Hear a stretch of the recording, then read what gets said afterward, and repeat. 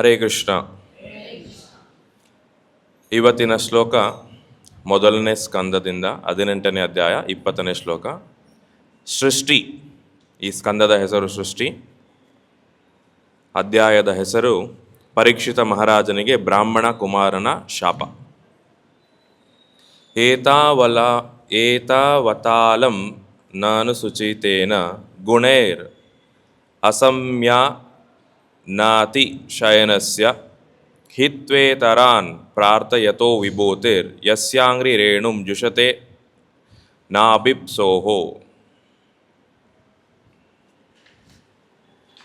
ಭಗವಂತನು ಅನಂತನು ಮತ್ತು ಅವನಿಗೆ ಸಮಾನರಾದವರು ಬೇರೆ ಯಾರೂ ಇಲ್ಲ ಎಂಬುದು ಈಗ ಶತಸಿದ್ಧವಾಯಿತು.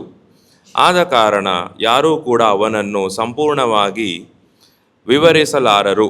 ಮಹಾದೇವತೆಗಳೂ ಕೂಡ ಪ್ರಾರ್ಥನೆಗಳಿಂದ ಸಹ ಭಾಗ್ಯಲಕ್ಷ್ಮಿಯ ಕೃಪಾ ಕಟಾಕ್ಷವನ್ನು ಪಡೆಯಲಾರರು. ಆದರೆ ಅದೇ ದೇವಿಯು ಭಗವಂತನಿಗೆ ಅಂತಹ ಸೇವೆಯ ಅಗತ್ಯವಿಲ್ಲವಾದರೂ ಆತನ ಸೇವೆ ಮಾಡುತ್ತಿದ್ದಾಳೆ.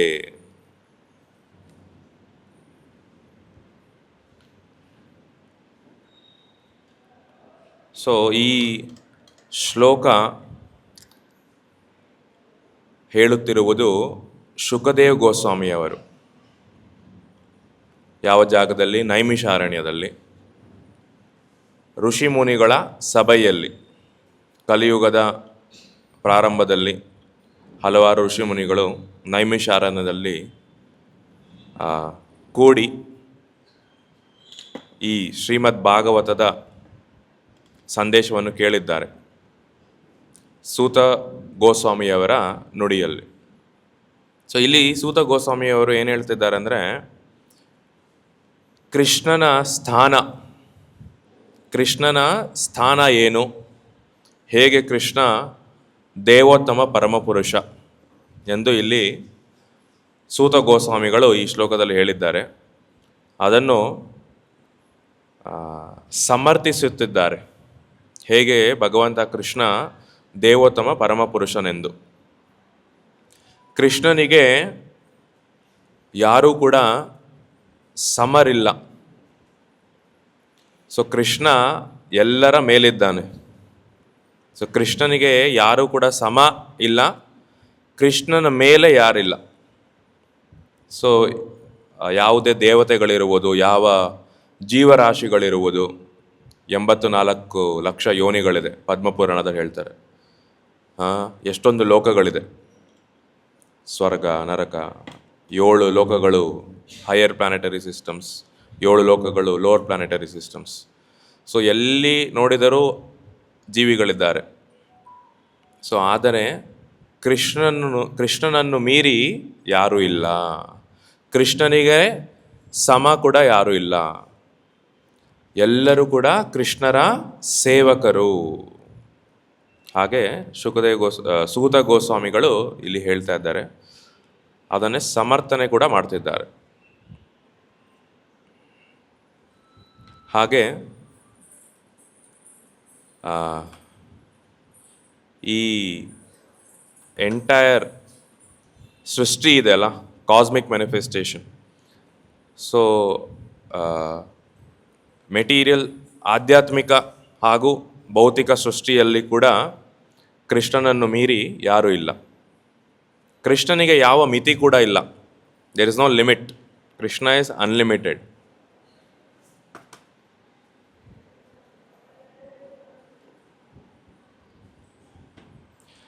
ಸೊ ಕೃಷ್ಣನಿಗೆ ಹಲವಾರು, ನಾವು ಎಣಿಸೋಕ್ಕಾಗಲ್ಲ ಆ ಥರ ಹಲವಾರು ಗುಣಗಳಿದೆ, ರೂಪಗಳಿದೆ ಮತ್ತು ಐಶ್ವರ್ಯಗಳಿದೆ. ಸೊ ನಾವು ಅದನ್ನು ಎಣಿಸೋಕ್ಕಾಗಲ್ಲ, ಅದಕ್ಕೆ ಮಿತಿ ಇಲ್ಲ. ಹಾಗೆ ಹಲವಾರು ಮಿತಿ ಇಲ್ಲದ ಅಪಾರ ಸಾಮರ್ಥ್ಯಗಳು ಕೂಡ ಕೃಷ್ಣನಿಗಿದೆ. ಗುಣಗಳು, ರೂಪಗಳು, ಸಾಮರ್ಥ್ಯಗಳು, ಐಶ್ವರ್ಯಗಳು ಅಪಾರವಾಗಿದೆ ಕೃಷ್ಣನಲ್ಲಿ. ಅದಕ್ಕೆ ಮಿತಿ ಇಲ್ಲ, ನಾವು ಎಣಿಸೋಕ್ಕಾಗಲ್ಲ. ಹಾಗೆ ಈಗ ನೀವು ಈ ಲೋಕದಲ್ಲಿ ನೋಡಿದ್ರೆ ಎಲ್ಲ ಕಡೆ ಕಾಂಪಿಟೇಷನ್ ಇರುತ್ತೆ. ಸೊ ನಾವು ಮುಂದೆ ಬರಬೇಕು, ಅವ್ರಿಗಿಂತ ನಾವು ಮುಂದೆ ಬರಬೇಕು ಅಂತ. ಸೊ ಆದರೆ ಕೃಷ್ಣನನ್ನು ಯಾರೂ ಕೂಡ ಮೀರಿಸೋಕ್ಕಾಗಲ್ಲ. So that is not possible, ಅದು ಅಸಂಭವ. ಹಾಗೆ ಕೃಷ್ಣನ ಬಗ್ಗೆ ಏನೇ ಇರಲಿ, ಕೃಷ್ಣನ ವಿಚಾರಗಳು, ಕೃಷ್ಣನಿಗೆ ಏನೇ ಟಚ್ ಇರಲಿ, ಅದು ಅಪಾರ ಮಿತಿಯಾಗಿರತ್ತೆ, ಅದು ಅನ್ಲಿಮಿಟೆಡ್ ಆಗಿರತ್ತೆ, ಬೌಂಡ್ಲೆಸ್ ಆಗಿರತ್ತೆ. ಸೊ ದೇವೋತ್ತಮ ಪರಮಪುರುಷ ಕೃಷ್ಣ, ಅವನು ಪರಮೇಶ್ವರ. ಈಶ್ವರ ಅಂದರೆ ಕಂಟ್ರೋಲರ್. ಸೊ ಪರಮ ಈಶ್ವರ ಅಂದರೆ ಎಲ್ಲ ಈಶ್ವರಗಳ ಕಂಟ್ರೋಲರ್.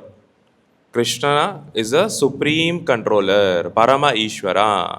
ಸೊ ಕೃಷ್ಣ ಪರಬ್ರಹ್ಮನ್, ಕೃಷ್ಣ ಪರಮೇಶ್ವರ ಮತ್ತು ಪರಬ್ರಹ್ಮನ್. ಸೊ ಇದು ಶ್ರುತಿಯಲ್ಲಿ ಕೂಡ ಹೇಳಿದ್ದಾರೆ.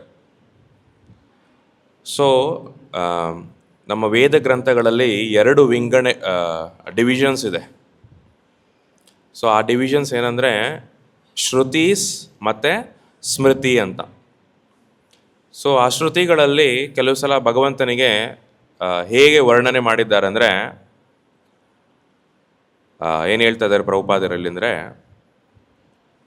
ಭಗವಂತನಿಗೆ ಅವನು ಮಾಡುವ ಕಾರ್ಯಗಳು, ಡ್ಯೂಟಿ, ಅವನು ಇದೇ ಮಾಡಬೇಕು ಅದೇ ಮಾಡಬೇಕು ಅಂತ ಏನೂ ಇಲ್ಲ. ಅವನಿಗೆ ಈ ಥರ ಕಾರ್ಯಕ್ರಮಗಳು ಮಾಡಬೇಕು, ಈ ಥರ ಕಾರ್ಯ ಮಾಡಬೇಕು. ಈಗ ನಮಗೆಲ್ಲ ಹಲವಾರು ಡ್ಯೂಟೀಸ್ ಇರುತ್ತೆ, ಬೆಳಗ್ಗೆ ಎದ್ದಾಗಿಂದ ಸಂಜೆ ತನಕ ಹಲವಾರು ಡ್ಯೂಟೀಸ್. ಸೊ ಫ್ಯಾಮಿಲಿ ಮ್ಯಾನ್ ಅಂದರೆ ಇನ್ನೂ ಜಾಸ್ತಿ, ಗೃಹಸ್ಥರಾದರೆ ಇನ್ನೂ ಜಾಸ್ತಿ ಡ್ಯೂಟಿ ಇರುತ್ತೆ. ಸೊ ಕೃಷ್ಣನಿಗೆ ಈ ವೇದಶಾಸ್ತ್ರಗಳಲ್ಲಿ, ಶ್ರುತಿಗಳಲ್ಲಿ ಎಸ್ಪೆಷಲಿ ಏನು ಹೇಳಿದೆ ಅಂದರೆ, Krishna has nothing to do. ಕೃಷ್ಣನಿಗೆ ಯಾವ ಕಾರ್ಯ, ಯಾವ ಕಾರ್ಯಕ್ರಮ ಏನೂ ಮಾಡೋದಕ್ಕೆ ಇಲ್ಲ ಅಂತ ಹೇಳಿದ್ದಾರೆ. ಸೊ ಇವಾಗ ಸ್ವಲ್ಪ ತಿಳ್ಕೊಳ್ಳೋಣ, ಶ್ರುತಿ ಅಂದ್ರೇನು, ಸ್ಮೃತಿ ಅಂದ್ರೇನು ಅಂತ. 2 ಡಿವಿಷನ್ಸ್ ಇದೆ ವೇದ ಗ್ರಂಥಗಳಲ್ಲಿ, ಮತ್ತು ಅದು ನಮಗೆ ಅರ್ಥ ಮಾಡ್ಕೊಳ್ಳೋದ್ರಲ್ಲಿ. ಸೊ ಮೊದಲನೇದು ಶ್ರುತಿ. ಸೊ ಶ್ರುತಿಗೆ ಇನ್ನೊಂದು ಅರ್ಥ ಏನಂದರೆ ಕೇಳಿಸ್ಕೊಳ್ಳುವುದು ಅಲ್ವಾ. ಸೊ ಈ ಶ್ರುತಿ ಏನಂದರೆ ಇದು ಮೂಲ ವೇದಗಳು. ಇದು ಮೌಖಿಕ ಸಂಪ್ರದಾಯ. ಅಂದರೆ ಒಬ್ಬರಿಂದ ಒಬ್ರಿಗೆ ಬರುತ್ತೆ. ಈಗ ಒಬ್ಬರು ಇನ್ನೊಬ್ರಿಗೆ ಹೇಳ್ತಾರೆ, ಅವರು ಮೂರನೇವ್ರಿಗೆ ಹೇಳ್ತಾರೆ. ಸೊ ಹಾಗೆ ಈ ಸೃಷ್ಟಿಯಲ್ಲಿ ಪರಂಪರೆಯಲ್ಲಿ ಹಿಂದಿನಿಂದ ಬಂದಿದೆ, ಅದನ್ನು ಶ್ರುತಿ ಅಂತ ಹೇಳ್ತಾರೆ. ಸೊ ಒಂದು ಉದಾಹರಣೆ ಏನಂದರೆ, ಕೃಷ್ಣ ಬ್ರಹ್ಮನಿಗೆ ಈ ವೇದ ಜ್ಞಾನಗಳನ್ನು ಕೊಟ್ಟಿದ್ದಾನೆ. ಈ ಎಂಟೈರ್ ವೇದ ಜ್ಞಾನವನ್ನು ಕೃಷ್ಣ ಬ್ರಹ್ಮ ಯಾರಂದರೆ, ಬ್ರಹ್ಮ ಮೊದಲ ಸೃಷ್ಟಿಯಾದ ವ್ಯಕ್ತಿ, ಅವರು ಮೊದಲನೇ ಜೀವಿ. ಆವಾಗ ಯಾರಿದ್ರು ಅಂದರೆ ಕೃಷ್ಣ ಇದ್ದರು. ಕೃಷ್ಣನ ಎಕ್ಸ್ಪ್ಯಾನ್ಷನ್, ಅವರ ರೂಪ ಗರ್ಭೋದಕ್ಷ ವಿಷ್ಣು, ಆಮೇಲೆ ಅವರಿಂದ ಬ್ರಹ್ಮ ಬರ್ತಾರೆ. ಸೊ ಬ್ರಹ್ಮ ಮೊದಲನೆಯ ಸೃಷ್ಟಿಯಾದ ಜೀವಿ. ಸೊ ಆವಾಗ ಬ್ರಹ್ಮ ತಪಸ್ಸು ಮಾಡಿದಾಗ ಬ್ರಹ್ಮನಿಗೆ ಕೃಷ್ಣ ವೇದಗಳ ಜ್ಞಾನ ಕೊಡ್ತಾನೆ. ಹೇಗೆ? ತೇನೇ ಬ್ರಹ್ಮ ಹೃದಯ ಆದಿ ಕವಯೇ. ಸೊ ಬ್ರಹ್ಮನ ಹೃದಯಕ್ಕೆ ಕೃಷ್ಣ ಈ ವೇದ ಜ್ಞಾನಗಳ ಜ್ಯೋತಿಯನ್ನು ಬೆಳಗ್ತಾನೆ. That is a oral reception. Brahma ಅದನ್ನು ಸ್ವೀಕರಿಸ್ತಾನೆ. ಹಾಗೆ ಇದು ಶ್ರುತಿ ಪ್ರಮಾಣ. ಇದು ಗುರು ಪರಂಪರೆಯಲ್ಲಿ ಮೇಲಿಂದ ಕೆಳಗಡೆ ಬಂದಿದೆ. ಬ್ರಹ್ಮ ತನ್ನ ಮಕ್ಕಳಿಗೆ, ಆಮೇಲೆ ತನ್ನ ಶಿಷ್ಯಂದರಿಗೆ, ಸೊ ಹೀಗೆ ಡಿಸಿಪ್ಲಿನ್ ಸಕ್ಸೆಷನ್ ಗುರು ಪರಂಪರೆಯಲ್ಲಿ ಬಂದಿದೆ ಇದು.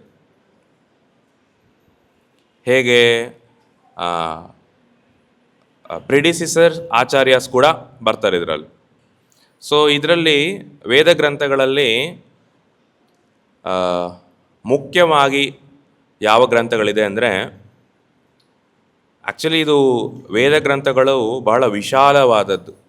ಹೇಗೆ ಸಮುದ್ರಕ್ಕೆ ನಾವು ಏನು ಅಳತೆ ಮಾಡೋಕ್ಕಾಗಲ್ಲ, ಆ ಥರ ಈ ಶ್ರುತಿ ಪ್ರಮಾಣ ಎಲ್ಲ ವೇದ ಗ್ರಂಥಗಳು ಅದನ್ನು ನಾವು ಅಳತೆ ಮಾಡೋಕ್ಕಾಗಲ್ಲ. ಸೊ ಅದರ ಸ್ವಲ್ಪ ಉದಾಹರಣೆಗಳೇನೆಂದರೆ, ಮೇಜರಾಗಿ ಋಗ್ವೇದ, ಯಜುರ್ವೇದ, ಸಾಮವೇದ, ಅಥರ್ವವೇದ, ಇದು ಪ್ರಮುಖವಾಗಿ 4 ವಿಂಗಡಣೆ ಆಗಿದೆ. ಆಮೇಲೆ ಉಪವಿಭಾಗಗಳು ಏನಂದರೆ ಸಂಹಿತಾಸ್, ಆಮೇಲೆ ಆರಣ್ಯಕಾಸ್, ಆಮೇಲೆ ಉಪನಿಷತ್ಸ್, ಈ ಥರ ಹಲವಾರು ಗ್ರಂಥಗಳಿದೆ. ಭಾಳ ವಿಶಾಲವಾದ ಜ್ಞಾನ ಇದು. ಸೊ ಹಾಗೆ ಸ್ಮೃತಿ. ಸೊ ಈಗ ಶ್ರುತಿ ಬಗ್ಗೆ ಕೇಳಿದ್ವಿ, ಈಗ ಸ್ಮೃತಿ. ಸೊ ಸ್ಮೃತಿಗಳೇನೆಂದರೆ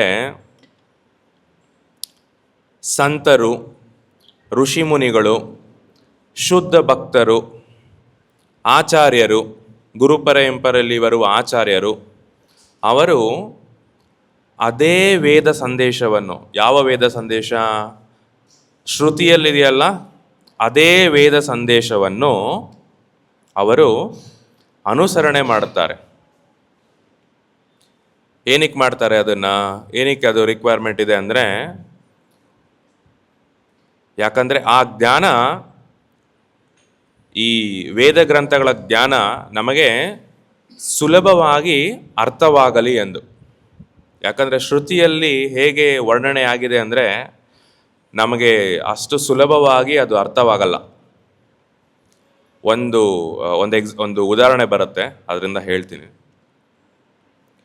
ಸೊ ಸುಲಭವಾಗಿ ನಮಗೆ ಅರ್ಥವಾಗುವ ರೀತಿಯಲ್ಲಿ ವಿವರಿಸಲು ಅವರು ಪ್ರಯತ್ನ ಪಡ್ತಾರೆ ಎಲ್ಲ ವೇದ ಸಂದೇಶಗಳನ್ನು.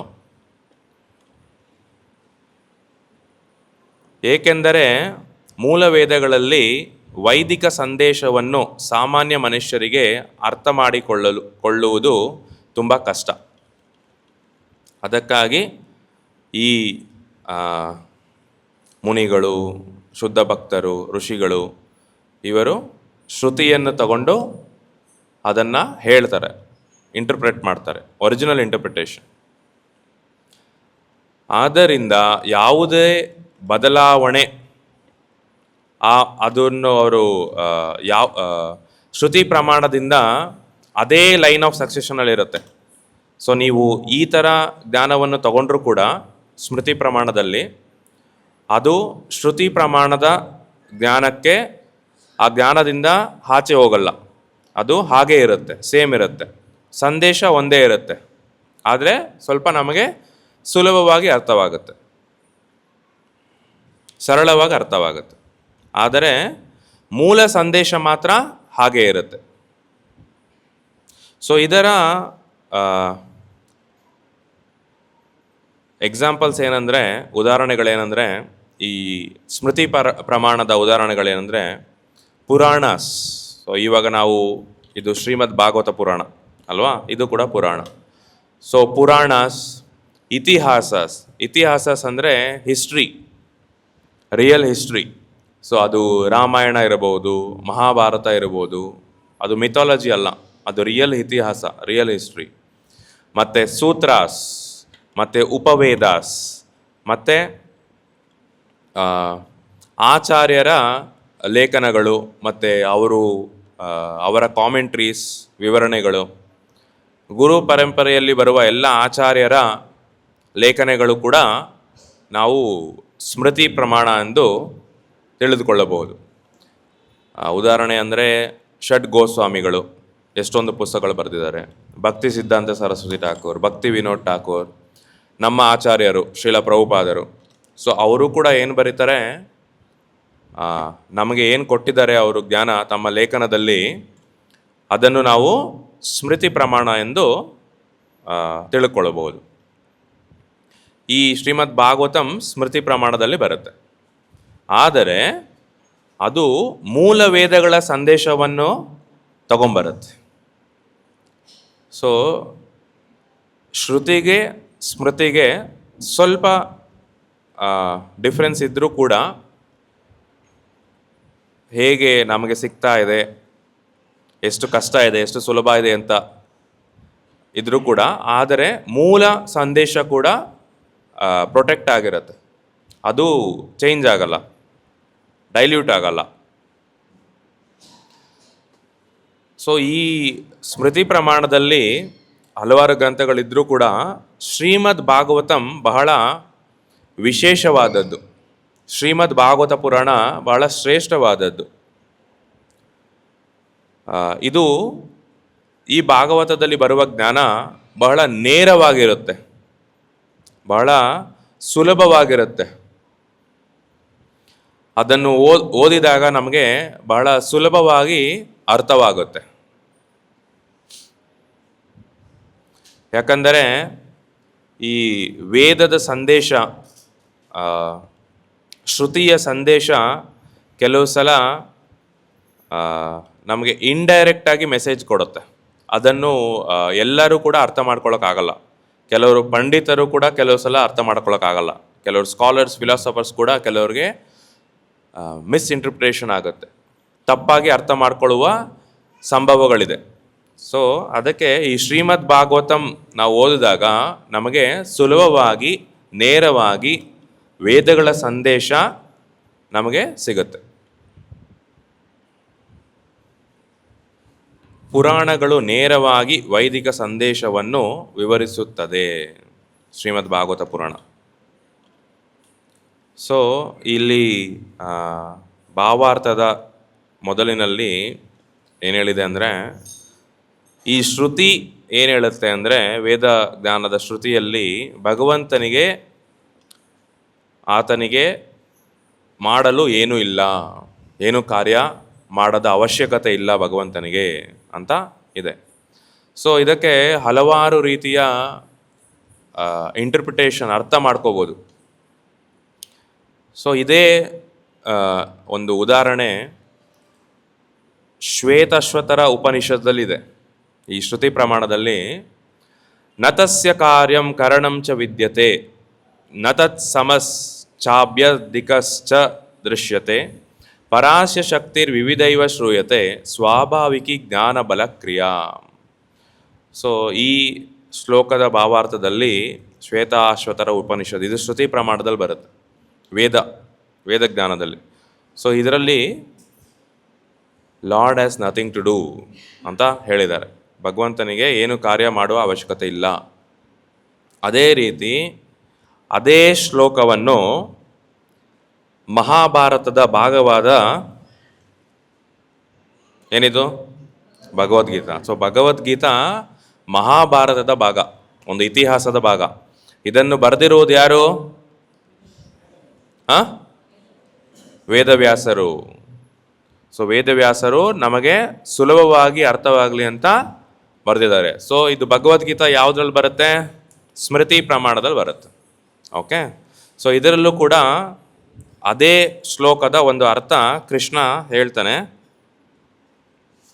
3ನೇ ಶ್ಲೋಕ 22ನೇ ಅಧ್ಯಾಯದಲ್ಲಿ, ನಮೇ ಪಾರ್ಥಾಸ್ತಿ ಕರ್ತವ್ಯಂ ತ್ರಿಷು ಲೋಕೇಶು ಕಿಂಚನ ನಾನಾವಾಪ್ತಂ ಅವಾಪ್ತ್ವಂ ವರ್ತ ಏವ ಚ ಕರ್ಮಣಿ.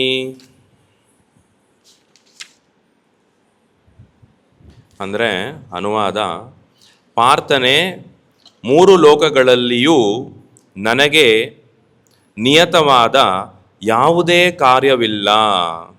ನೋಡಿ, ಕೃಷ್ಣ ಹೇಳ್ತಾ ಇದ್ದಾನೆ ಅರ್ಜುನನಿಗೆ ಭಗವದ್ಗೀತೆ 3ನೇ ಅಧ್ಯಾಯದಲ್ಲಿ. ನಾನು ಬಯಸುವ ವಸ್ತು ಯಾವುದೂ ಇಲ್ಲ, ನಾನು ಪಡೆಯಬೇಕಾದದ್ದು ಏನೂ ಇಲ್ಲ, ಆದರೂ ನಾನು ನಿಯಮಿತ ಕರ್ತವ್ಯಗಳಲ್ಲಿ ನಿರತನಾಗಿದ್ದೇನೆ. ಸೊ ಇಲ್ಲಿ ನಮಗೆ ಈ ಭಾವಾರ್ಥ, ಸೊ ಅದು ಶ್ವೇತಾಶ್ವತರ ಉಪನಿಷತ್ ಭಾವಾರ್ಥ ಓದಿ ಈ ಭಗವದ್ಗೀತೆಯ ಭಾವಾರ್ಥ ಓದಿದ್ರೆ ನಮಗೆ ಸುಲಭವಾಗಿ ಅರ್ಥವಾಗೋದು ಯಾವುದರಲ್ಲಿ ಅಂದರೆ ಈ ಭಗವದ್ಗೀತೆಯ ಭಾವಾರ್ಥದಲ್ಲಿ. ಸೊ ಇದು ಒಂದು ಉದಾಹರಣೆ. ಈ ಥರ ಹಲವಾರು ಶ್ಲೋಕಗಳಿದೆ, ಸಾವಿರಾರು ಶ್ಲೋಕಗಳಿದೆ. ಸೊ ಅದರಿಂದ ಈ ಸ್ಮೃತಿ ಪ್ರಮಾಣ ನಮ್ಮ ಗುರುಗಳು, ಆಚಾರ್ಯರು, ಸಂತರು, ಋಷಿಗಳು ಈ ಸ್ಮೃತಿ ಪ್ರಮಾಣ ಕೊಟ್ಟಿದ್ದಾರೆ. ಏಕೆಂದರೆ ಈ ಮುಂದೆ ಬರುವ ಪೀಳಿಗೆಗೆ ಸುಲಭವಾಗಲಿ ಅಂತ, ಈ ವೇದದ ಶಾಸ್ತ್ರದ ಜ್ಞಾನ ಸುಲಭವಾಗಿ ತಿಳ್ಕೊಂಡು ಅವರು ಅವರ ಲೈಫಲ್ಲಿ ಅದನ್ನು ಅಳವಡಿಸ್ಕೊಳ್ಳಬೇಕು ಅಂತ. ಮೆಸೇಜ್ ಅರ್ಥ ಆದರೆ ಅಲ್ವಾ ನಾವು ಇಂಪ್ಲಿಮೆಂಟೇಷನ್ ಮಾಡೋದು. ನೋಡಿ ಇಲ್ಲಿ ಕೃಷ್ಣ ಎಷ್ಟು ಚೆನ್ನಾಗಿ ಹೇಳ್ತಾ ಇದ್ದಾನೆ. ಪಾರ್ಥನೆ, 3 ಲೋಕಗಳಲ್ಲಿಯೂ ನನಗೆ ನಿಯತವಾದ ಯಾವುದೇ ಕಾರ್ಯವಿಲ್ಲ, ನಾನು ಬಯಸುವ ವಸ್ತು ಯಾವುದೂ ಇಲ್ಲ. ಸೊ ಇದು ನಮಗೆ ಆಪೋಸಿಟ್. ನಮಗೆಲ್ಲ ವಸ್ತುಗಳು ಬೇಕು. ಕೃಷ್ಣ ಏನು ಹೇಳ್ತಾ ಇದ್ದಾನೆ? ನಾನು ಬಯಸುವ ವಸ್ತು ಯಾವುದೂ ಇಲ್ಲ, ನಾನು ಪಡೆಯಬೇಕಾದದ್ದು ಏನೂ ಇಲ್ಲ, ಆದರೂ ನಾನು ನಿಯಮಿತ ಕರ್ತವ್ಯಗಳಲ್ಲಿ ನಿರತನಾಗಿದ್ದೇನೆ. ಸೊ ಕೃಷ್ಣ ಏನು ಮಾಡೋದ ಅವಶ್ಯಕತೆ ಇಲ್ಲ ಕೃಷ್ಣನ್ಗೆ, ಆದರೂ ಕೂಡ ಕೃಷ್ಣ ತನ್ನ ಕಾರ್ಯಗಳಲ್ಲಿ, ಡ್ಯೂಟೀಸಲ್ಲಿ ಇಲ್ ಬಿ ಇನ್ವಾಲ್ವ್ಡ್. ದ್ವಾರಕದಲ್ಲಿ ಕೃಷ್ಣ ಇದ್ದಾಗ ಅವನು 16,108 ಪ್ಯಾಲೇಸ್ಗಳಿತ್ತು. ಆವಾಗ ಕೃಷ್ಣ ಬೆಳಗ್ಗೆ ಬೇಗ ಎದ್ಬಿಟ್ಟು ಸುಮಾರು 4 ಗಂಟೆ ಹಾಗೆ ಎದ್ಬಿಟ್ಟು ರೆಡಿ ಆಗಿಬಿಟ್ಟು ತಯಾರಿ ಆಗಿಬಿಟ್ಟು ಮೆಡಿಟೇಷನ್ ಮಾಡ್ತಿದ್ದ ಕೃಷ್ಣ.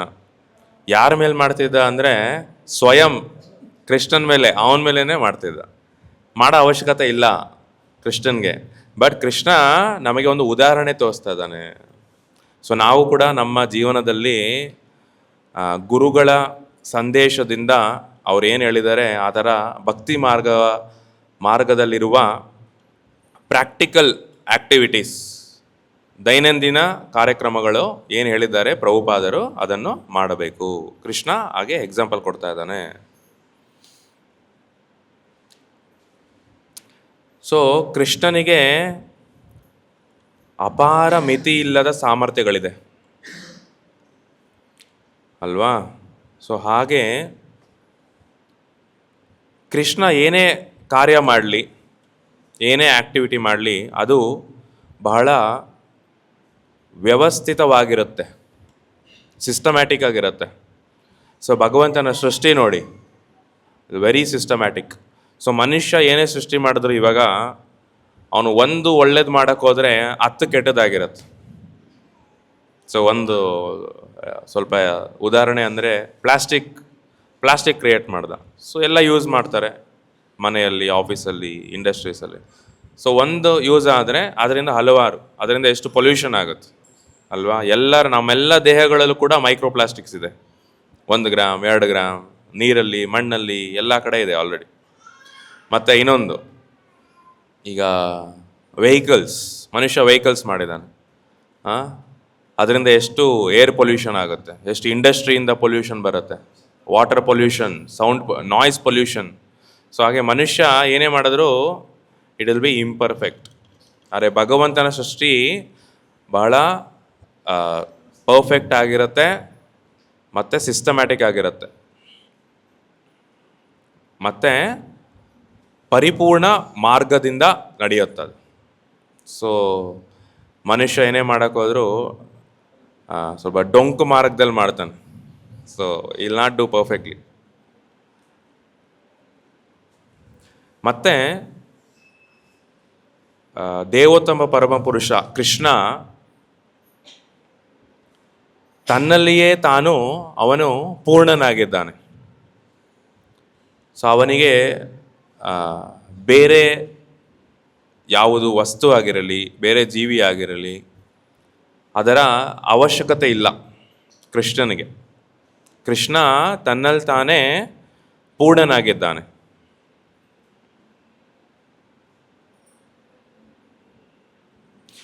ಕೃಷ್ಣನಿಗೆ ಯಾವ ಬೇರೆ ಜೀವಿಗಳ, ದೇವತೆಗಳ ಅವಶ್ಯಕತೆ ಇಲ್ಲ. ಸೊ ಹಲವಾರು ದೊಡ್ಡ ದೇವತೆಗಳಿದ್ದಾರೆ, ಬ್ರಹ್ಮ, ಶಿವ. ಸೊ ಆದರೂ ಕೂಡ ಕೃಷ್ಣನಿಗೆ ಯಾರ ಅವಶ್ಯಕತೆ ಕೂಡ ಇಲ್ಲ. ಕೃಷ್ಣ ಸ್ವಯಂ ತಾನೇ ಸಂಪೂರ್ಣ, ಈಸ್ ಕಂಪ್ಲೀಟ್. ಹಾಗೆ ಪ್ರಭುಪಾದರು ಹೇಳ್ತಾರೆ ಇಲ್ಲಿ, ಸಾಮಾನ್ಯವಾಗಿ ಎಲ್ಲರೂ ಕೂಡ ಭಾಗ್ಯಲಕ್ಷ್ಮಿ, ಲಕ್ಷ್ಮೀದೇವಿ, ಭಾಗ್ಯದ ದೇವತೆ ಲಕ್ಷ್ಮೀದೇವಿಯ ಕೃಪಾ ಕಟಾಕ್ಷವನ್ನು ಆಶಿಸ್ತಾರೆ, ಪ್ರಾರ್ಥನೆ ಮಾಡ್ತಾರೆ ಲಕ್ಷ್ಮೀದೇವಿಗೆ. ಲಕ್ಷ್ಮೀದೇವಿ ಅವ್ರಿಗೆ ಒಲಿಬೇಕು ಅಂತ. ಹೌದು ಅಲ್ವೋ? ಈಗ ಇತ್ತೀಚೆಗೆ ಅಕ್ಷಯ ತೃತೀಯ ಕೂಡ ಇತ್ತು. ಸೊ ಎಲ್ಲರೂ ಹೋಗಿ ಚಿನ್ನ ಬೆಳ್ಳಿ ಕೆಲವರು ತಗೊಂಡಿರ್ತಾರೆ. ಇವಾಗ ಸ್ವಲ್ಪ ದುಬಾರಿ ಆಗಿಬಿಟ್ಟಿದೆ. ಸೊ ಕೆಲವ್ರು ಹೇಳಿದ್ರು ಹೊಸ ಪರ್ಕೆ ತೊಗೊಳ್ಳಿ ಪರವಾಗಿಲ್ಲ ಅಂತ. ಯಾಕಂದರೆ ಕೆಲವ್ರು ಹೇಳ್ತಾರೆ ಪರ್ಕೆಯಲ್ಲಿ ಲಕ್ಷ್ಮೀದೇವಿ ವಾಸಿಸ್ತಾರೆ ಅಂತ. ಸೊ ಲಕ್ಷ್ಮೀದೇವಿಯ ಕೃಪೆ ಎಲ್ಲರಿಗೂ ಬೇಕು ಅಲ್ವಾ? ಆದರೆ ಲಕ್ಷ್ಮೀದೇವಿ ಎಲ್ಲರಿಗೂ ಒಲಿಯುವುದಿಲ್ಲ ಅಷ್ಟು ಸುಲಭವಾಗಿ. ಲಕ್ಷ್ಮಿಯ ಮತ್ತೊಂದು ಹೆಸರೇನೆಂದರೆ ಚಂಚಲೆ. ಸೊ ಅಷ್ಟು ಸುಲಭವಾಗಿ ಲಕ್ಷ್ಮಿ ಎಲ್ಲರಿಗೂ ಒಲಿಯುವುದಿಲ್ಲ, ಒಂದೇ ಜಾಗದಲ್ಲಿ ಜಾಸ್ತಿ ಹೊತ್ತು ಇರೋದು ಇಲ್ಲ. ಆದರೆ ಆ ಲಕ್ಷ್ಮಿಯ ಆಸೆ ಏನು, ಆ ಲಕ್ಷ್ಮಿಯ ದೈನಂದಿನ ಆಕ್ಟಿವಿಟಿ ಕಾರ್ಯ ಏನು, ಆ ಲಕ್ಷ್ಮಿಯ ಇಚ್ಛೆ ಏನು, ಏನು ಮಾಡ್ತಾ ಇದ್ದಾರೆ ಆ ಲಕ್ಷ್ಮಿ? ಆ ಲಕ್ಷ್ಮಿಯು ಭಗವಂತ ಕೃಷ್ಣನ, ದೇವೋತ್ತಮ ಪರಮಪುರುಷನ ಸೇವೆಯಲ್ಲಿ ತೊಡಗಿದ್ದಾರೆ. ಆದರೆ Krishna is not expecting. Krishna ಅದನ್ನು ಆಸೆ ಆ ಥರ ಏನು ಅವಶ್ಯಕತೆ ಇಲ್ಲ ಲಕ್ಷ್ಮಿ ಬಂದು ಕೃಷ್ಣನ ಸೇವೆ ಮಾಡಬೇಕು ಅಂತ. ಸೊ ಕೃಷ್ಣ ಅಂತಂದರೆ ಕೃಷ್ಣ, ವಿಷ್ಣು ಅವರೆಲ್ಲ ಒಬ್ಬರೇ ವ್ಯಕ್ತಿ. ಸೊ ಅವರು ಬೇರೆ ಬೇರೆ ವ್ಯಕ್ತಿ ಅಲ್ಲ, ಈಸ್ ಅ ಸೇಮ್ ಪರ್ಸನ್. ಈಗ ನೀವು ಮನೆಯಲ್ಲಿ ಬೇರೆ ಥರ ಇರ್ತೀರಾ, ನೀವು ಕಚೇರಿಗೆ ಹೋದರೆ ಆಫೀಸಲ್ಲಿ ಬೇರೆ ಥರ ಇರ್ತೀರ, ಆದರೆ ನೀವು ಒಬ್ಬರೇ ವ್ಯಕ್ತಿ ಅಲ್ವಾ? ಸೊ ಹಾಗೆ ಕೃಷ್ಣ, ವಿಷ್ಣು ಬೇರೆ ಬೇರೆ ವ್ಯಕ್ತಿ ಅಲ್ಲ. ಸೊ ಹಾಗೆ ಲಕ್ಷ್ಮೀದೇವಿ, ಎಲ್ಲರೂ ಕೂಡ ಲಕ್ಷ್ಮೀದೇವಿಯ ಆಶೀರ್ವಾದ ಕೇಳ್ತಾ ಇದ್ದಾರೆ, ಅವರು ಒಲಿಬೇಕು ಅಂತ ಆಸೆ ಪಡ್ತಾ ಇದ್ದಾರೆ. ಆದರೆ ಲಕ್ಷ್ಮೀದೇವಿ ಕೃಷ್ಣನ ಅಪೇಕ್ಷೆ ಇಲ್ಲದೆ ಕೂಡ ಕೃಷ್ಣನ ಸೇವೆ ಸದಾ ಮಾಡ್ತಾ ಇದ್ದಾರೆ, ಕೃಷ್ಣನ ಪಾದ ಸೇವೆ ಸದಾ ಮಾಡ್ತಾ ಇದ್ದಾರೆ. ಸೊ ಹಾಗೆ ಈ ಸೃಷ್ಟಿಯಲ್ಲಿ ಕೃಷ್ಣ 3 ರೀತಿಯ ವಿಷ್ಣುವಾಗಿ ಅವತರಿಸುತ್ತಾನೆ. ಮೊದಲನೇದು ಮಹಾವಿಷ್ಣು. ಸೊ ಮಹಾವಿಷ್ಣುವಿನ ಚರ್ಮದ ಇಲ್ಲೆಲ್ಲ ಹೋಲ್ಸ್ ಇರುತ್ತೆ, ಅದರಿಂದ ಬೆವರು ಬರುತ್ತಲ್ವಾ? ಸೊ ಮಹಾವಿಷ್ಣುವಿನ ಚರ್ಮದ ಹೋಲ್ಸಿಂದ ಹಲವಾರು ಯೂನಿವರ್ಸಸ್ ಬರುತ್ತೆ. ಸೊ ಹಾಗೆ ಪ್ರತಿಯೊಂದು ಆ ಸೃಷ್ಟಿಯಲ್ಲಿ ಯೂನಿವರ್ಸಲ್ಲಿ ಗರ್ಭೋದಕ್ಷಾಯಿ ವಿಷ್ಣುವಾಗಿ ಬರ್ತಾನೆ. ಸೊ ಗರ್ಭೋದಕ್ಷಾಯಿ ವಿಷ್ಣುವಾಗಿ ಬಂದಾಗ ಮೊದಲನೇ ಸೃಷ್ಟಿ ಯಾರಂದರೆ ಬ್ರಹ್ಮ, ಮೊದಲನೇ ಜೀವಿ. ಸೊ ಜನರಲಿ ಸಾಮಾನ್ಯವಾಗಿ ಒಂದು ಗಂಡು ಹೆಣ್ಣು ಮಿಲನ ಆದ ಮೇಲೆ ಸೃಷ್ಟಿಯಾಗತ್ತೆ ಒಂದು ಜೀವಿಯ ಸೃಷ್ಟಿ. ಆದರೆ ಇಲ್ಲಿ ಗರ್ಭೋದಕ್ಷಾಯಿ ವಿಷ್ಣು ಲಕ್ಷ್ಮಿಯ ಸಹಾಯವನ್ನು ತಗೊಂಡಿಲ್ಲ. ಯಾಕಂದರೆ ಭಗವಂತ ಸಂಪೂರ್ಣ, ಭಗವಂತನಿಗೆ ಯಾರ ಅವಶ್ಯಕತೆ ಕೂಡ ಇಲ್ಲ. ಸೊ ಗರ್ಭೋದಕ್ಷಾಯಿ ವಿಷ್ಣುವಿನ ನಾಭಿ, ಅವನ ಹೊಕ್ಕಳಿನಿಂದ ಒಂದು ಕಮಲದ ಗಿಡ ಬರುತ್ತೆ, ಕಮಲದ ಸ್ಟೆಮ್, ಅದು ಮುಂದೆ ಹೋಗಿ ಕಮಲ ಆಗಿ ಅರಳುತ್ತೆ. ಸೊ ಅದರಿಂದ ಬ್ರಹ್ಮ ಬರ್ತಾನೆ. ಸೊ ಬ್ರಹ್ಮನ ತಂದೆ ಯಾರು? ಗರ್ಭೋದಕ್ಷಾಯಿ ವಿಷ್ಣು ಆರ್ ಕೃಷ್ಣ. ಬ್ರಹ್ಮನ ತಾಯಿ ಯಾರು? ಸೊ ಕೃಷ್ಣನೇ, ಗರ್ಭೋದಕ್ಷ ವಿಷ್ಣುನೇ. ಸೊ ಹಾಗೆ ಇದು ಒಂದು ಉದಾಹರಣೆ ಹೇಗೆ ಕೃಷ್ಣ ಸಂಪೂರ್ಣ ಎಂದು. ಸೊ ಕೃಷ್ಣನಿಗೂ ನಮಗೂ ತುಂಬ ದೊಡ್ಡ ವ್ಯತ್ಯಾಸ ಇದೆ. ಅವನು ವಿಭು, ನಾವು ಅಣು. ಹೇಗೆ ಸಮುದ್ರದಲ್ಲಿ ಒಂದು ಹನಿ ಜಸ್ಟ್ ಚಿಕ್ಕದಾಗಿರುತ್ತೆ ನೀರು, ಒಂದು ಹನಿ ನೀರು, ಆದರೆ ಸಮುದ್ರ ಬಹಳ ವಿಶಾಲವಾಗಿರುತ್ತೆ.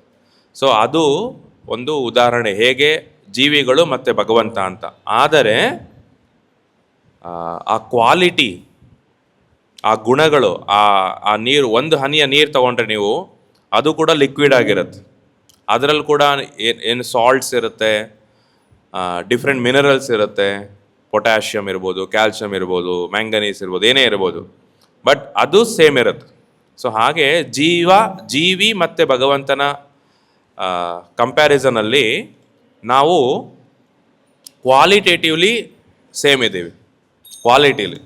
ಆದರೆ ಕ್ವಾಂಟಿಟಿಲಿ ಭಗವಂತ ಈಸ್ ವೆರಿ ವೆರಿ ಹ್ಯೂಜ್, ತುಂಬ ದೊಡ್ಡವನು. ಸೊ ಇದೊಂದು ಎಕ್ಸಾಂಪಲ್ ಹೇಗೆ ಭಗವಂತ ಸಂಪೂರ್ಣನಾಗಿ ಸ್ವತಂತ್ರನು ಅಂತ, ಸಂಪೂರ್ಣನಾಗಿ ಪರಿಪೂರ್ಣನು ಅಂತ ಇದೊಂದು ಎಕ್ಸಾಂಪಲ್ ಬ್ರಹ್ಮನ ಸೃಷ್ಟಿ. ಸೊ ಇಲ್ಲಿ ಶ್ರುತಿಯಲ್ಲಿ ಹೇಳಿದಂತೆ ಭಗವಂತನಿಗೆ ಏನು ಮಾಡುವ ಅವಶ್ಯಕತೆ ಇಲ್ಲ, ಅವನೇನು ಮಾಡೋಕ್ಕೂ ಇಲ್ಲ. ಅಂದರೆ ಅವನು ವ್ಯಕ್ತಿ ಅಲ್ಲ ಅಂತ ಏನಲ್ಲ, ಅವನೊಂದು ಇಂಪರ್ಸನಲ್ ಜ್ಯೋತಿ, ಅವನಿಗೆ ವ್ಯಕ್ತಿತ್ವ ಇಲ್ಲ, ಅವನಿಗೆ ದೇಹ ಇಲ್ಲ, ಆ ಥರ ಅಂತ ಅಲ್ಲ. ಅವನು ಅತೀಂದ್ರಿಯವಾಗಿ, ಅಚಿಂತ್ಯವಾಗಿ ಶಕ್ತಿಗಳಿಂದ ತುಂಬಿದ್ದಾನೆ. ಸೊ ಭಗವಂತನಲ್ಲಿ ಅತೀಂದ್ರಿಯ ಶಕ್ತಿಗಳಿದೆ, ಅಚಿಂತ್ಯವಾಗಿದೆ, ಅನ್ಲಿಮಿಟೆಡ್ ಶಕ್ತಿಗಳಿದೆ.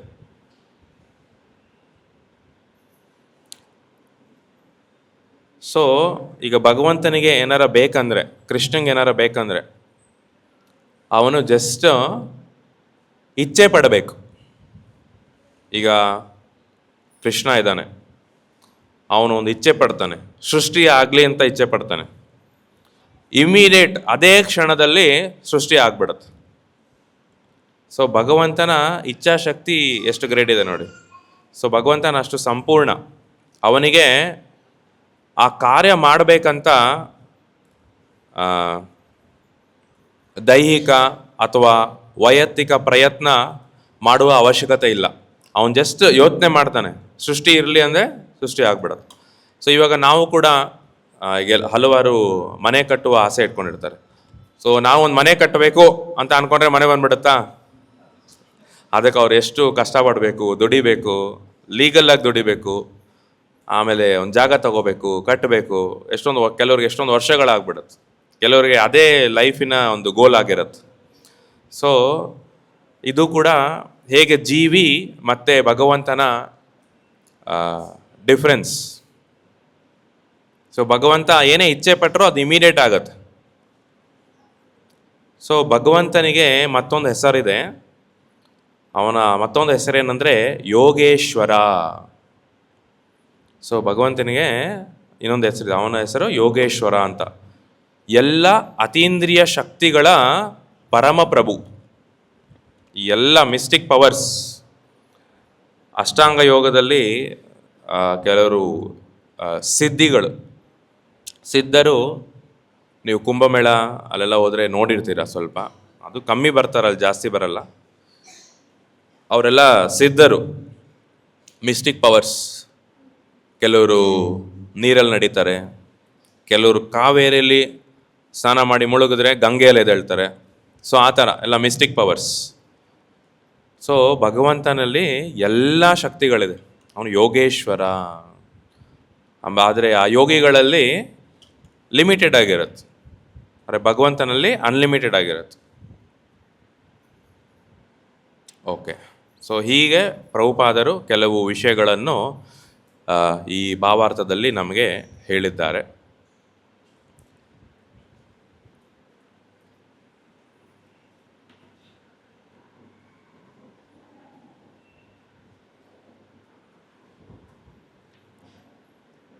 ಸೊ ಭಗವದ್ಗೀತೆಯಲ್ಲಿ ನಾನು ಒಂದು ಸ್ವಲ್ಪ ಎಕ್ಸಾಂಪಲ್ ಕೊಡ್ತೀನಿ. ಈಗ ಶಕುಂತಲಾ ದೇವಿ ಕೇಳಿದ್ದೀರಾ ಹೆಸರು? ಅವರು ಬೆಂಗಳೂರಲ್ಲೇ ಇದ್ದರು. ಸೊ ಅವರನ್ನು ಹ್ಯೂಮನ್ ಕಂಪ್ಯೂಟರ್ ಅಂತೂ ಕೂಡ ಹೇಳ್ತಾಯಿದ್ರು. ನಾನು ರೀಸೆಂಟ್ ಒಂದು ಸಣ್ಣ ವೀಡಿಯೋ ನೋಡಿದೆ ಅವ್ರದ್ದು, ಜಸ್ಟ್ 60 ಸೆಕೆಂಡ್ ವೀಡಿಯೋ. ಅವರು ಇಂಟರ್ವ್ಯೂಯಲ್ಲಿ ಹೇಳ್ತಾ ಇದ್ದಾರೆ, ಅವ್ರಿಗೆ ಟೆಸ್ಟ್ ಮಾಡ್ತಾ ಇದ್ದಾರೆ.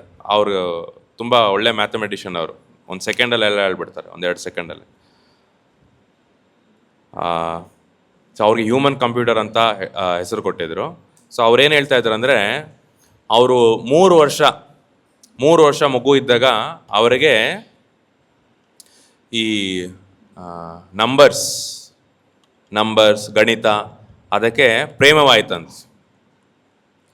ಸೊ ಅವಾಗಿಂದ ಅವರು ಅದನ್ನು ಬೆಳೆಸಿ she became very popular across the world, ಪ್ರಪಂಚದಲ್ಲಿ. ಸೊ ಅದೊಂದು ಎಕ್ಸಾಂಪಲ್ಲು. ಮತ್ತು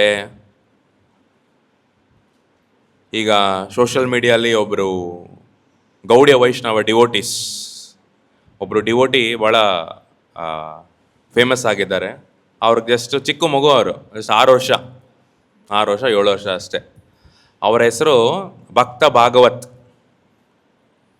ಸೊ ಅವ್ರು ನನಗಿಂತ ಚೆನ್ನಾಗಿ ಹೇಳ್ತಾರೆ, ಇಲ್ಲಿ ಕುಣಿಸಿದ್ರೆ ನನಗಿಂತ ಚೆನ್ನಾಗಿ ಕ್ಲಾಸ್ ಕೊಡ್ತಾರೆ ಅವ್ರು. ಅವ್ರಿಗೆ ಎಷ್ಟು ವಯಸ್ಸಂದರೆ 6 ವರ್ಷ ಅಷ್ಟೇ, 6 ವರ್ಷ 7 ವರ್ಷ.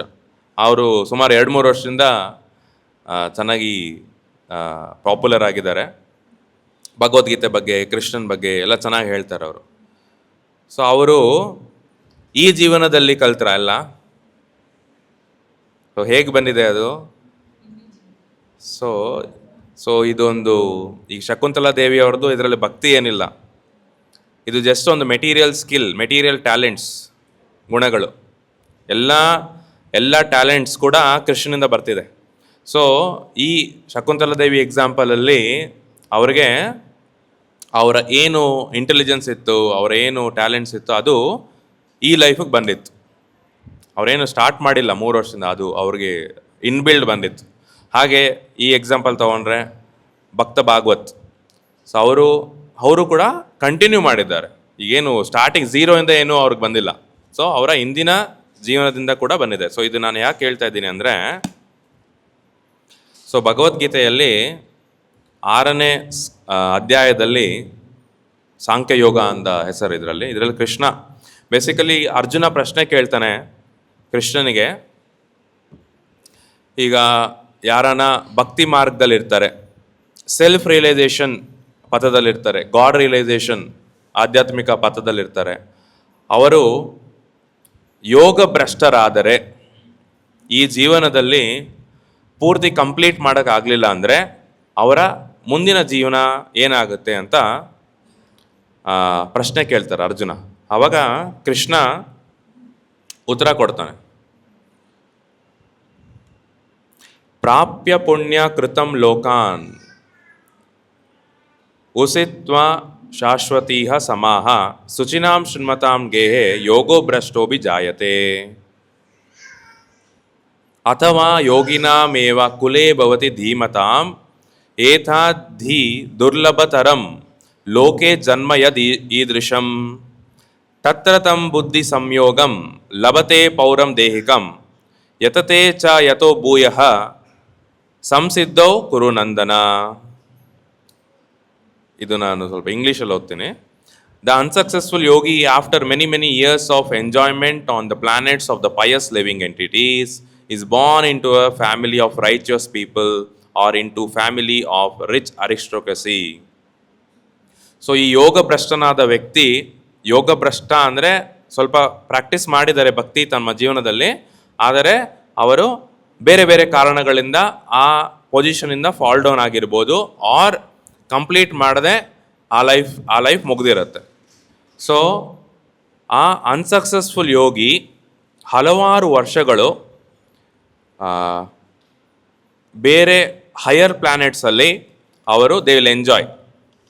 ಆಮೇಲೆ ಈ ಭೌತಿಕ ಲೋಕದಲ್ಲಿ ರೈಚಿಯಸ್ ಫ್ಯಾಮಿಲೀಸಲ್ಲಿ, ಬ್ರಾಹ್ಮಣರ ಫ್ಯಾಮಿಲೀಸಲ್ಲಿ, ಇಲ್ಲಾಂದರೆ ಶ್ರೀಮಂತರ ಮನೆಗಳಲ್ಲಿ ಹುಡ್ತಾರೆ. Or he takes his birth in a family of transcendentalist who are surely great in wisdom. Verily such birth is rare in this world. ಅವರು ಇಲ್ಲಾಂದರೆ ಟ್ರಾನ್ಸ್ಡೆಂಟಲಿಸ್ಟ್, ಭಕ್ತರ ಮನೆಯಲ್ಲಿ ಹುಡ್ತಾರೆ. ಆಮೇಲೆ ವಿತ್ ಗ್ರೇಟ್ ವಿಸ್ಡಮ್. ಸೊ ಈ ಥರ ಹುಟ್ಟು ಬಹಳ ರೇರ್ ಆಗಿದೆ. ಸೊ ಅದು ಭಕ್ತ ಭಾಗವತ್ ಅವರ ಇರಬಹುದು, ನಾವು ಖಚಿತವಾಗಿ ಹೇಳೋಕ್ಕಾಗಲ್ಲ. Anyways, on taking such a birth, he again revives the divine consciousness of his previous life and he tries to make further progress in order to achieve complete success, O son of Kuru. So ಇದನ್ನು ನಾನು ಏನಕ್ಕೆ ಹೇಳಿದೆ ಇದೆಲ್ಲ ಅಂದರೆ, ನಾವು ನಮ್ಮ ಭಕ್ತಿ ಪಥವನ್ನು, ಕೃಷ್ಣನನ್ನು ಸೇರುವುದಕ್ಕೆ ಈ ಲೈಫಲ್ಲೇ ನಾವು ಏಮ್ ಮಾಡಬೇಕು.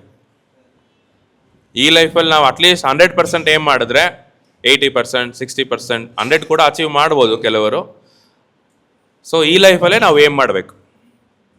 ಸೊ ಇನ್ನೊಂದು ಪ್ರಶ್ನೆ ಏನಂದರೆ, ಅದರಲ್ಲಿ ಅರ್ಜುನ ಕೇಳೋದು, ಸೊ ಆ ಥರ ಯೋಗ ಭ್ರಷ್ಟರಾದರೆ ಅವರು ಮೆಟೀರಿಯಲಿ, ಭೌತಿಕವಾಗಿ ಕೂಡ ಅವರು ಎಂಜಾಯ್ ಮಾಡ್ತಾ ಇಲ್ಲ, ಆಧ್ಯಾತ್ಮಿಕವಾಗಿ ಕೂಡ ಅವರು ಫುಲ್ ಸಕ್ಸಸ್ ಸಿಗ್ತಾ ಇಲ್ಲ. ಕರೆಕ್ಟ್ ಅಲ್ವಾ? ಭೌತಿಕವಾಗಿ ನಾವು ಎಷ್ಟೊಂದು ಇದು ಮಾಡಬೇಡಿ, ಅದು ಮಾಡಬೇಡಿ, ಎಷ್ಟೊಂದು ರೆಸ್ಟ್ರಿಕ್ಷನ್ಸ್ ಇರುತ್ತೆ, ಅದು ಹಾಗೆ ಕಾಣುತ್ತೆ ನಾವು ಭೌತಿಕವಾಗಿ ಎಂಜಾಯ್ ಮಾಡ್ತಿಲ್ಲ ಅಂತ. ಆದರೆ ಅದು ನಮಗೆ ಒಳ್ಳೆಯದು, ನಮ್ಮ ಆಧ್ಯಾತ್ಮಿಕ ಜೀವನಕ್ಕೆ ಅದು ಒಳ್ಳೆಯದು. ಆದರೆ ಅಪ್ಯಾರೆಂಟ್ಲಿ ಆಚೆಗಡೆ ಜನಕ್ಕೆ ಏನು ಅನಿಸುತ್ತೆ, ಇವರು ಮೆಟೀರಿಯಲಿ ಕೂಡ ಭೌತಿಕವಾಗಿ ಕೂಡ ಏನು ಎಂಜಾಯ್ ಮಾಡ್ತಿಲ್ಲ, ಆದರೆ ಆಧ್ಯಾತ್ಮಿಕ ಕೂಡ ಇವರು ಫುಲ್ ಕಂಪ್ಲೀಟ್ ಮಾಡಿಲ್ಲ. ನೋ, ಆದರೆ ನಾವು ಅದರಲ್ಲಿ ಸಕ್ಸಸ್ ಇದೆ. ಅದೇ ಕೃಷ್ಣ ಹೇಳ್ತಾ ಇರೋದು ಇದರಲ್ಲಿ, ಈ 3 ಶ್ಲೋಕಗಳಲ್ಲಿ ಅರ್ಜುನಿಗೆ ಉತ್ತರ. ಸೊ ಈ ಜೀವನದಲ್ಲಿ ಆಗಲಿಲ್ಲ ಅಂದರೆ ಮುಂದಿನ ಜೀವನದಲ್ಲಿ ಬ್ರಾಹ್ಮಣರ ಮನೆಯಲ್ಲಿ, ವೈಷ್ಣವರ ಮನೆಯಲ್ಲಿ, ಇಲ್ಲ ಅಂದರೆ ರಿಚ್ ಫ್ಯಾಮಿಲಿ ಮನೆಯಲ್ಲಿ ಅವ್ರಿಗೆ ಮತ್ತೊಂದು ಆಪರ್ಚುನಿಟಿ ಸಿಗುತ್ತೆ. ಸೊ ಆದರೆ ನಾವು ಇದೇ ಜೀವನದಲ್ಲಿ ನಮ್ಮ ಭಕ್ತಿ ಮಾರ್ಗವನ್ನು 100% ಕಂಪ್ಲೀಟ್ ಮಾಡೋಕ್ಕೆ ಟ್ರೈ ಮಾಡಬೇಕು. ಓಕೆ, ಮತ್ತೊಂದು ಟಾಪಿಕ್ ಇದು. ಒಂದು ದೇಶದಲ್ಲಿ ಈಗ ರೀಸೆಂಟ್ ಇದು, ಒಂದು ದಿನ 2 ದಿನ ಮುಂಚೆ ಒಂದು ದೇಶದಲ್ಲಿ ಒಂದು ರಾಜಕಾರಣದ ಪ್ರಕ್ರಿಯೆ ಇದು, ಆ್ಯಕ್ಟಿವಿಟಿ. ಒಂದು ಮೆಂಬರ್ ಆಫ್ ಪಾರ್ಲಿಮೆಂಟ್ಸ್, ಒಂದು 10 ಜನದಲ್ಲಿ 7 ಜನ ಒಂದು ಪಾರ್ಟಿಯಿಂದ ಇನ್ನೊಂದು ಪಾರ್ಟಿಗೆ ಹೋದರು. ಆ್ಯಕ್ಚುಲಿ ಒಬ್ಬರು ಹೋಗಂಗಿಲ್ಲ, ಒಬ್ಬರು ಇಬ್ಬರು ಹೋಗಕ್ಕೆ ಬಿಡಲ್ಲ. ಅವರು ಗೆದ್ದಿರ್ತಾರಲ್ಲ, MP ಆಗಿರ್ತಾರೆ, ಮೆಂಬರ್ ಆಫ್ ಪಾರ್ಲಿಮೆಂಟ್, ಅವಾಗ ಅವರು ಆ ಪೊಸಿಷನನ್ನು ಕಳ್ಕೊತಾರೆ. ಆದರೆ ಮೆಜಾರಿಟಿ 66% ಆ ಥರ ಹೋಗ್ಬೋದು. ಸೊ ಇದನ್ನು 1960s 1970s ಒಬ್ಬರು MP ಒಬ್ಬರು ಮಾಡಿದರು. 15 ದಿನದಲ್ಲಿ 3 ಪಾರ್ಟಿ ಚೇಂಜ್ ಮಾಡಿದರು, ಪೊಲಿಟಿಕಲ್ ಪಾರ್ಟಿ, ರಾಜಕಾರಣ, ಪಾಲಿಟಿಕ್ಸ್. ಆವಾಗ ಒಂದು ಸೇಯಿಂಗ್ ಬಂತು, ಒಂದು ನುಡಿ, ಆಡು ನುಡಿ, ಆಯಾರಾಮ್ ಗಯಾರಾಮ್.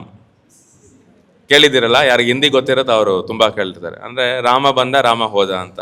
ಇದರಲ್ಲಿ ಏನು ಒಳ್ಳೇದಂದರೆ ರಾಮನ ಹೆಸರು ಹೇಳ್ತಾ ಇದ್ದಾರೆ, ಅದೊಂದು ಒಳ್ಳೇದಷ್ಟೇ. ಎನಿವೇಸ್, ಸೊ ಅದನ್ನು ನಾನು ಇದೆಲ್ಲ ಏನಕ್ಕೆ ಹೇಳಿದೆ ಅಂದರೆ, ರೀಸೆಂಟ್ ಡೆವಲಪ್ಮೆಂಟ್ಸ್. ಸೊ ನಾವು ಆಯಾರಾಮ್ ಗಯಾರಾಮ್ ಅಂತ ನಮ್ಮ ಜೀವನದಲ್ಲಿ ಬೇರೆ ಬೇರೆ ಪದ್ಧತಿಗಳು, ಬೇರೆ ಬೇರೆ ಕಾರ್ಯಕ್ರಮಗಳನ್ನ ಮಾಡಬಾರ್ದು. ಸೊ ನಮ್ಮ ಜೀವನದ ಗುರಿ ಏನಿರಬೇಕಂದ್ರೆ ಕೃಷ್ಣ. ನಮ್ಮ ಜೀವನದಲ್ಲಿ ಸೆಂಟರ್ ಆಫ್ ಅವರ್ ಲೈಫ್ ಯಾರಿರ್ಬೇಕಂದ್ರೆ ಕೃಷ್ಣ. ನಮ್ಮ ಜೀವನದ ಮುಖ್ಯ ಭಾಗ ಕೃಷ್ಣ ಆಗಿದ್ರೆ ನಮ್ಮ ಜೀವನದಲ್ಲಿ ಎಲ್ಲ ಸಿಗುತ್ತೆ, ಸುಖ, ಶಾಂತಿ, ನೆಮ್ಮದಿ, ಆಯು, ಆರೋಗ್ಯ ಎಲ್ಲ ಒಳ್ಳೆಯದಾಗತ್ತೆ ನಮಗೆ, ನಮ್ಮ ಫ್ಯಾಮಿಲಿಗೆ, ಎಲ್ಲರಿಗೂ. ಸೊ ನಾವು ಕೃಷ್ಣನ ಪಾದವನ್ನು ಗಟ್ಟಿಯಾಗಿ ಹಿಡ್ಕೋಬೇಕು. ಪ್ರಭುಪಾದರ ಇನ್ಸ್ಟ್ರಕ್ಷನ್ಸನ್ನು ಸ್ಟ್ರಿಕ್ಟಾಗಿ ಫಾಲೋ ಮಾಡಬೇಕು. ಈ ಭಕ್ತಿ ಮಾರ್ಗ, ಕೃಷ್ಣ ಪ್ರಜ್ಞೆ ಮಾರ್ಗದಲ್ಲಿ ಈಗ ಹೇಗೆ ನೀವು ಕುದುರೆ ನೋಡಿದರೆ ಕುದುರೆಗೆ ಈಗ ಹಾಕಿರ್ತಾರೆ, ಸೊ ಹಾಗೆ ನಾವು ಒಂದೇ ಫೋಕಸ್ ಇರಬೇಕು ನಮ್ಮ ಜೀವನದಲ್ಲಿ, ಕೃಷ್ಣ ಪ್ರಜ್ಞೆ.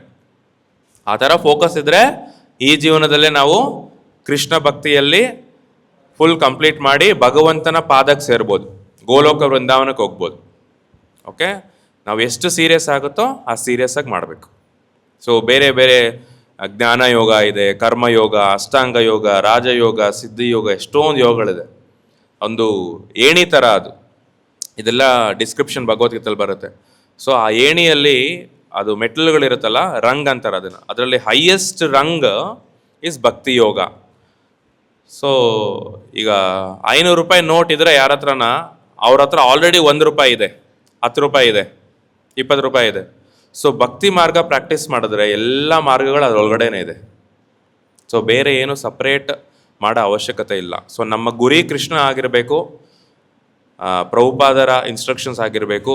ಆವಾಗ ಪ್ರಭುಪಾದ ಏನು ಹೇಳ್ತಾರೆ ಅದನ್ನು ನಾವು ಫಾಲೋ ಮಾಡಿದ್ರೆ ಪ್ರಭುಪಾದರು ನಮ್ಮನ್ನು ಕೃಷ್ಣ ಲೋಕಕ್ಕೆ ಕರ್ಕೊಂಡು ಹೋಗ್ತಾರೆ. ಹರೇ ಕೃಷ್ಣ ಕೃಷ್ಣ ಕೃಷ್ಣ ಹರೇ ಹರೇ, ಹರೇ ರಾಮ ರಾಮ ರಾಮ ಹರೇ ಹರೇ. ಸೊ ಈ ಮಂತ್ರವನ್ನು 16 ಮಾಲೆಗಳನ್ನು ಸದಾ ಜಪ ಮಾಡಬೇಕು ಪ್ರತಿದಿನ, ಮಿನಿಮಮ್ ಕನಿಷ್ಠ. ಮತ್ತು ರೆಗ್ಯುಲೇಟಿವ್ ಪ್ರಿನ್ಸಿಪಲ್ಸ್ ಫಾಲೋ ಮಾಡಬೇಕು. ಇನ್ನು ಹಲವಾರು ಇನ್ಸ್ಟ್ರಕ್ಷನ್ಸ್ ಕೊಟ್ಟಿದ್ದಾರೆ ಪ್ರಭುಪಾದರು. ಎಲ್ಲ ಅವರ ಪುಸ್ತಕಗಳು ಓದಬೇಕು, ಸೇವೆ ಮಾಡಬೇಕು. ಸೊ ಪ್ರಾಕ್ಟೀಸ್ ಮಾಡಿ, ಎಷ್ಟು ಜಾಸ್ತಿ ಆಗುತ್ತೆ ಪ್ರತಿದಿನ ಪ್ರಾಕ್ಟೀಸ್ ಮಾಡಿ, ನಿಮಗೆ ಒಳ್ಳೆಯದು. ಸೊ ನಾವು ಈ ಪಾರ್ಟಿ ಆ ಪಾರ್ಟಿ, ಪೊಲಿಟಿಕಲ್ ಪಾರ್ಟಿ ಈ ಥರ ಎಲ್ಲ ಇರಬಾರ್ದು. ನಾವು ಯಾರ ಪಾರ್ಟಿಲಿ ಇರಬೇಕು ಅಂದರೆ ಕೃಷ್ಣನ ಪಾರ್ಟಿ, ಶ್ರೀಲ ಪ್ರಭುಪಾದರ ಪಾರ್ಟಿ. ಈಗ ನೀವು ಕೂತಿದ್ದೀರಲ್ಲ, ಇಸ್ಕಾನ್ ಬ್ಯಾಂಗ್ಳೂರಿನ ಪಾರ್ಟಿಲಿ ಇರಬೇಕು. ಶ್ರೀಲ ಪ್ರಭುಪಾದರು, ಕೃಷ್ಣ ಮತ್ತು ಇಸ್ಕಾನ್ ಬ್ಯಾಂಗ್ಳೂರ್ ಪಾರ್ಟಿಯಲ್ಲಿ ನಮ್ಮ ಹೋಲ್ ಲೈಫ್ ಲಾಂಗ್ ಇರಬೇಕು. ಆವಾಗ ನಮ್ಮ ದಾರಿ ಸುಗಮವಾಗಿ ಹೋಗುತ್ತೆ. ಓಕೆ. ಮತ್ತು ಇನ್ನೊಂದು ಸ್ಮಾಲ್, ಭಗವದ್ಗೀತೆಯ 7ನೇ ಅಧ್ಯಾಯದ 8ನೇ ಟೆಕ್ಸ್ಟಲ್ಲಿ ಪ್ರಭುಪಾದರು ಪರ್ಪಟಲ್ಲಿ ಹೇಳ್ತಾರೆ, ಯಾರು ಕೃಷ್ಣ ಗೊತ್ತಿಲ್ಲ ಯಾರಿಗೆ, ಕೃಷ್ಣ ಯಾರಂತ ಗೊತ್ತಿಲ್ಲ ಯಾರಿಗೆ, ಅವರು ಮಾಯೆಯಲ್ಲಿದ್ದಾರೆ. ಓಕೆ. ಮತ್ತೆ ಕೃಷ್ಣನ ಬಗ್ಗೆ ಯಾರು ಅಜ್ಞಾನದಲ್ಲಿದ್ದಾರೆ ಅಥವಾ ತಪ್ಪು ತಿಳ್ಕೊಂಡಿದ್ದಾರೆ, ಅವರು ಬಂಧನದಲ್ಲಿದ್ದಾರೆ. ಕೃಷ್ಣ ಯಾರು ಅಂತ ಗೊತ್ತಿಲ್ಲ, ಅವರು ಮಾಯೆಯಲ್ಲಿದ್ದಾರೆ. ಕೃಷ್ಣನ ಬಗ್ಗೆ ಯಾರು ಅಜ್ಞಾನದಲ್ಲಿದ್ದಾರೆ, ಅವರು ಬಂಧನದಲ್ಲಿದ್ದಾರೆ. ಕೃಷ್ಣನ ಬಗ್ಗೆ ಯಾರು ಜ್ಞಾನದಲ್ಲಿದ್ದಾರೆ, ನಾಲೆಜ್, ಕೃಷ್ಣನ ಬಗ್ಗೆ ಯಾರು ತಿಳ್ಕೊಂಡಿದ್ದಾರೆ, ಗುರು ಪರಂಪರೆಯಲ್ಲಿ ಯಾರು ತಿಳ್ಕೊಂಡಿದ್ದಾರೆ, ಪ್ರಭುಪಾದ ಏನು ಹೇಳಿದ್ದಾರೆ ಅದರಿಂದ ಕೃಷ್ಣ ಯಾರು ಅಂತ ತಿಳ್ಕೊಂಡಿದ್ದಾರೆ, ಅವರು ಮುಕ್ತಿಯಲ್ಲಿದ್ದಾರೆ, ಲಿಬರೇಷನಲ್ಲಿದ್ದಾರೆ. ಸೊ ಇದು ಪ್ರಭುಪಾದರು ಭಗವದ್ಗೀತೆಯಲ್ಲಿ ಹೇಳ್ತಾ ಇದ್ದಾರೆ. ಸೊ ನಮ್ಮ ಪಾತ್ ಆಲ್ರೆಡಿ ರೆಡಿ ಆಗಿಬಿಟ್ಟಿದೆ, ಮುಕ್ತಿ ಮಾರ್ಗ. ಓಕೆ. ನಾವು ಯಾವ ಪಾರ್ಟಿ ಅಂತ ನಾವು ಡಿಸೈಡ್ ಮಾಡಿ ಅದೇ ಪಾರ್ಟಿಲಿ ಇರಬೇಕು. ಓಕೆ. ಹರೇ ಕೃಷ್ಣ ಮಹಾಮಂತ್ರ ಕೀ, ವಿಶ್ವಗುರು ಶ್ರೀಲ ಪ್ರಭುಪಾದ ಕೀ, ಶ್ರೀಮದ್ ಭಾಗವತ ಪುರಾಣ ಕೀ, ವೃಂದದೇವಿ ತುಳಸಿ ಮಹಾರಾಣಿ ಕೀ, ನಿತಾಯ್ ಗೌರ್ ಪ್ರೇಮಾನಂದೇ, ಹರಿ ಹರಿ ಬೋ.